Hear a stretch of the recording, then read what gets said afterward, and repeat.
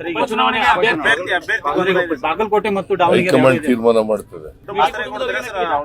ಅವರು ಒಬ್ರು ಆಸ್ಪಿರೆಂಟ್, ಅವರು ಒಬ್ರು ಸ್ಟ್ರಾಂಗ್ ಆಸ್ಪಿರೆಂಟ್. ಇವತ್ತೇ ಘೋಷಣೆ ಮಾಡ್ತಾರೆ. ಹೈಕಮಾಂಡ್ ತೀರ್ಮಾನ ಮಾಡ್ತಾರೆ. ಇನ್ನು ಎಲೆಕ್ಷನ್ ಘೋಷಣೆ ಆಗಿಲ್ವಲ್ಲ, ಎಲೆಕ್ಷನ್ ಯಾವಾಗ ಆಗ್ಬೋದು, ಇನ್ನೊಂದು ವಾರದಲ್ಲಿ ಆಗ್ಬಹುದು, ಒಂದು ವಾರದ ಒಳಗಡೆ ಆಗ್ಬಹುದು. ಸರ್, ಮೇಟಿಯವ್ರ ಮನೆಯೊಳಗ ಮಾದೇವಿ ಮೇಟಿಯವ್ರು ನಾನು ಆಕಾಂಕ್ಷಿ, ನಾವು 3-4 ಮಂದಿ ಮಕ್ಕಳು ಆಕಾಂಕ್ಷಿಗಳಾಗದ್ ತಪ್ಪಲ್ಲ, ಆದ್ರೆ ಹೈಕಮಾಂಡ್ನವರು ನಾವೆಲ್ಲಾನು ನೋಡಿ ಕ್ಯಾಂಡಿಡೇಟ್ ಅನ್ನ ಶಿಫಾರಸ್ ಮಾಡ್ತೀವಿ.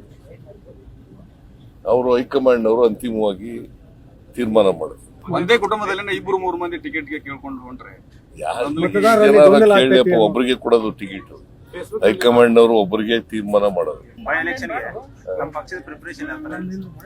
ಎಲ್ಲ ಪ್ರಿಪರೇಷನ್ ಎಲ್ಲ ಆಗಿದೆ. We are ready for the by election.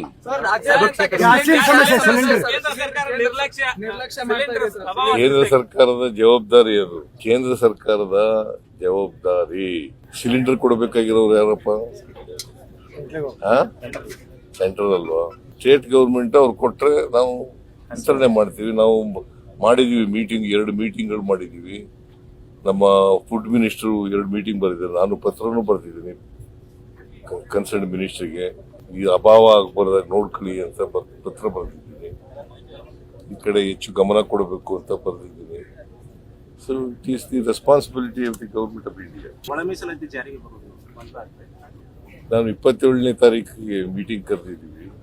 27ನೇ ತಾರೀಕು will take A final decision.